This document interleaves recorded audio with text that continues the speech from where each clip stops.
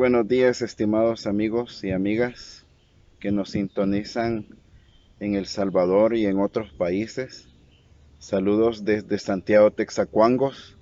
Este día pues nos encontramos al pie de un gran árbol muy sagrado para nosotros que es el amate. Por eso es que le hemos rendido un homenaje a este espíritu, poniéndole pues su fueguito, honrándolo para que nos ayude en esta transmisión que vamos a hacer, en este informe que tenemos, la cual se denomina la mística de los pueblos indígenas y de cómo esta mística pasó a convertirse en la justicia, pero en los planos espirituales, cuando se dio el proceso de invasión, despojo, robo y hurto. En este informe que les tenemos para este día, vamos a hablar exactamente de cómo las prácticas de hechicería se convirtieron en la única forma de cómo nuestros abuelos podían defenderse ante las atrocidades cometidas por los invasores. Bueno, no podemos negar que cuando nosotros soñamos, nos vamos a diferentes planos en los cuales nosotros no tenemos un dominio de lo que sucede. No podemos conscientemente tomar una actitud que sea manipulativa para esa realidad que estamos viviendo. Sin embargo, nuestros abuelos indígenas lo habían hecho. Y eso se puede ver en muchas de las situaciones que los actuales indígenas a nivel mundial lo hacen todavía. Bueno, algunas tribus de Estados Unidos, que ahora es Estados Unidos, ellos controlan sus sueños para programarlos y obtener respuestas. Y el negar esta situación pone a nuestros grandes ancestros como que si no conocían estas prácticas. Ahí nos estamos autonegando. Entonces nuestros abuelos aprendieron a dominar algunas leyes naturales y no naturales. Cuando estoy hablando de no naturales, estoy hablando de leyes metafísicas, de otros planos.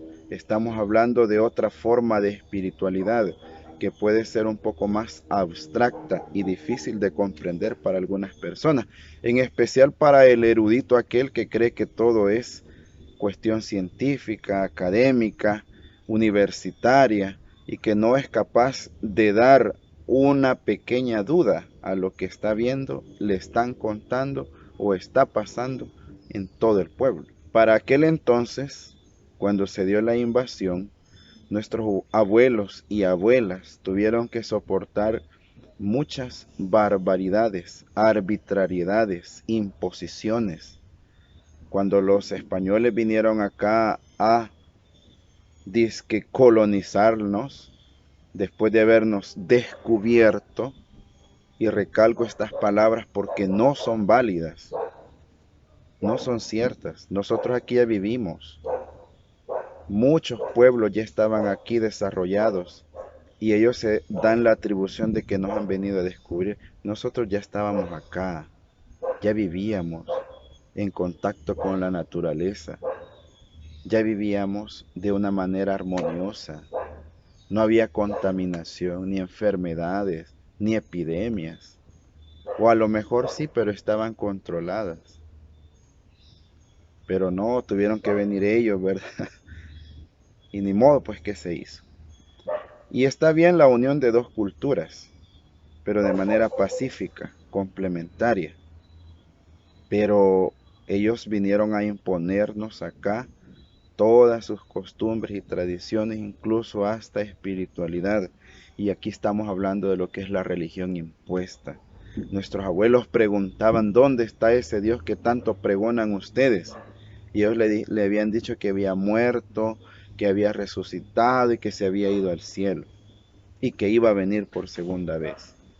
Y en cambio nuestros abuelos acá entendían y nos han enseñado que Dios está presente en el agua, en el fuego, en esta brisa que nos está visitando ahorita. Ahí está Dios. Dios está en la muerte. Dios está en el fuego, está en el agua, está en el río, está en la piedra. Dios se encuentra en todos lados. Y entonces, por qué debe de haber otro Dios distinto al que nosotros entendemos? Esas rivalidades hicieron de que los grandes frailes, teólogos de aquel entonces no pudieran explicar de manera didáctica a nuestros abuelitos cómo era la concepción teológica de Dios y cuál era el verdadero sentido moral y ético de esa religiosidad, sino que se le impusieron cinchaseándolos, pues. Entonces, al ver ese Dios de amor, al ver ese Dios justo, pero que no era aplicativo en la realidad de nosotros, tuvimos, y digo tuvimos porque todavía se sigue haciendo, tuvimos la necesidad de buscar ayuda en otros planos superiores. Es entonces, mis estimados amigos, que ante las violaciones de mujeres, ante los raptos de personas que se iban a casar con otros abuelos indígenas, ante los embarazos que se daban, ante la expropiación de la tierra a fuerza de armas, de violencia, nuestros abuelos tuvieron la necesidad de hacer uso de todos los rituales místicos frente a esa ofensiva, frente a esa violencia que para los invasores era normal, porque ellos venían de la guerra. Nuestros pueblos no eran de esa manera, tenían su consejo para dialogar, se le hacía caso a lo que decían los mayores. Entonces los abuelos se iban a hacer sus rituales para asustar, amedrentar y, por qué no, ajusticiarse de las cosas que aquí pasaban. Imagínate que aquí se violaron a las abuelitas, a las niñas, se las llevaron para otros lados, las exponían como animales en zoológicos de allá, se les hacía bailar amarrados allá para burlarse de ellos. Vinieron ellos acá y a los grandes gobernantes de estos lugares los asesinaron. Aparte de eso, nos trataron como esclavos, nos vendían, servimos de experimentos para ellos. Entonces, si vos ibas de indígena a la alcaldía, al ayuntamiento, no te hacían caso. Si cuando se construyeron las iglesias que eran para ellos, para celebrar aquí sus cultos, ellos no dejaban entrar a la gente del pueblo. Pero ellos sí podían pisotear los círculos que teníamos nosotros de adoración a Dios. Las figuras las quebraron, se las llevaron, las vendieron al mejor postor. Así trataron a nuestra espiritualidad. Entonces, ¿cómo nos iban a resentir? Pues entonces nuestros abuelos tuvieron que buscar un método y mandaron a algunas entidades guardianas de acá a que hicieran justicia. Y muchos de esos actos están documentados en las cartas que los mismos invasores mandaron allá a Europa. Entonces ahí se habla de cómo estos abuelos en la noche se convertían en animales e iban a las casas de los hacendados a interrumpirles el sueño. Estoy leyendo literalmente lo que dicen las cartas. Algunos los atraparon, algunos otros los mataron. Incluso la Inquisición llegó aquí también, a estas tierras. ¿Por qué? Porque ellos sabían que también aquí había un dominio de la naturaleza, porque como vivíamos en armonía con ella, entonces ¿cómo nos iba a defender? Entonces, para tratar la manera de opacar esa grandeza de conocimientos metafísicos que tenían nuestros abuelos, se inventaron todas las leyendas que actualmente están siendo difundidas en las escuelas. Estamos hablando de la ciguanaba, porque el ciguanáhuatl castiga a todo aquel hombre que va en contra de la mujer, porque ella es una abuela, energía femenina, que se encarga de resguardarlas a ella. También está el justo juez de la noche, que es un espíritu que reparte justicia por las noches. Están los duendecillos, están los duendes, que se aparecen en las quebradas, que son los tepehuas, y que les pueden enseñar a cualquier persona digna algún oficio, algún arte. También hay espíritus muy oscuros, manipulables, que iban a hacer de las suyas en contra de todos estos malhechores. Mire qué interesante, porque aquí estamos entrando nosotros en un dilema moral, en el cual si esto era hacerse justicia, ajusticiarse o cometer algún hecho negativo.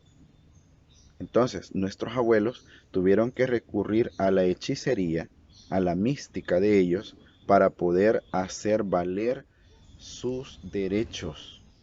Hay muchas historias donde estos señores, respetables señores, después de haberse burlado de las mujeres, violándolas y dejándolas embarazadas, ellos fueron ellos fueron intervenidos quirúrgicamente en aquel entonces, con la medicina de aquel entonces, y se les extrajeron de sus cuellos algunos objetos que misteriosamente habían sido encontrados en ellos, como conchas, animales, pedazos de ramas y otras cosas más. Entonces el poderío de nuestros abuelos se hacía sentir en ese entonces. En la actualidad, pues muchas de estas prácticas han venido aquí a El Salvador, ya no son propias de nuestros abuelos, pero se hacen acá con algunos elementos de acá. Estoy hablando del tabaco, de la florinfundia, del estoraque. Y esto sirve para curar, pero también para hacer mal.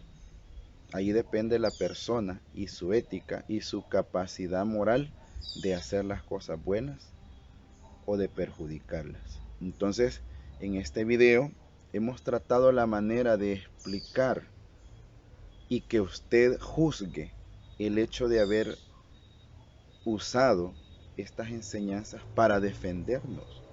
Si en aquel entonces las autoridades no nos hacían caso, si en aquel entonces que usted fuera a poner en mal a una persona que venía de otro país, era hasta pecado, pues, era un delito.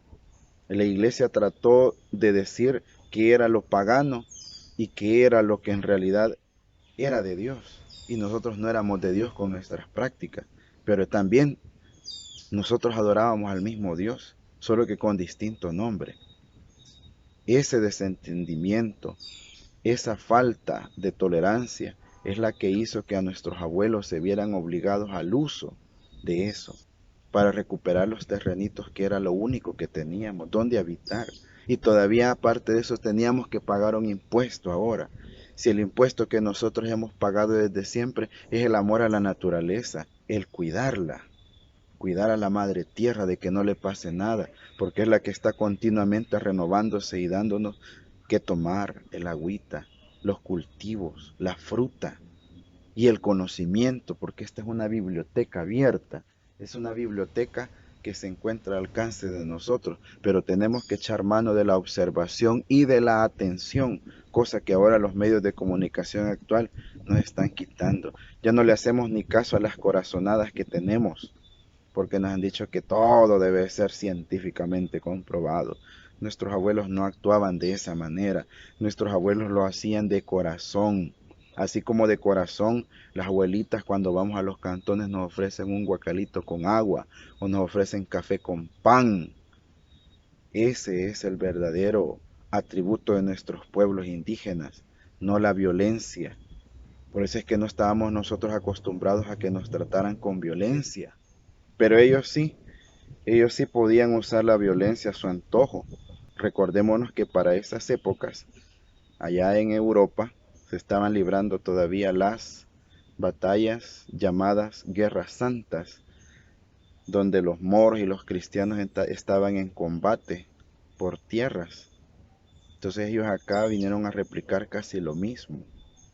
Eso hay que verlo desde el contexto histórico también. Y para someternos más a nosotros, nos impusieron una religión jerárquica, donde ellos sabían todo y nosotros no sabíamos nada. Así de ignorantes nos trataron. Y por eso nos pusieron un escapulario, que mientras más grande sea más es el dominio que ejercen en nosotros. Y ahí podemos ver a la danza folclórica con sus enormes escapularios. ¿Ve? Eso no es indígena, eso no es de nuestras raíces, esa es una forma de imposición. ¿Que no entienden acaso eso, hombre? Ya dejemos de andar promoviendo cosas que nos han impuesto. Esos paradigmas tenemos que derribarlos y constituirnos como un pueblo libre, constituirnos como un pueblo que tiene un legado enorme, rico en cultura. Ya no podemos seguir ocultándonos. Tenemos que decir aquí estamos todavía en resistencia. A muchos les da todavía pena decir que son indígenas, aunque tengan el apellido de sus abuelos o que vivan en tal lugar, porque suena extraño, raro, no es moderno.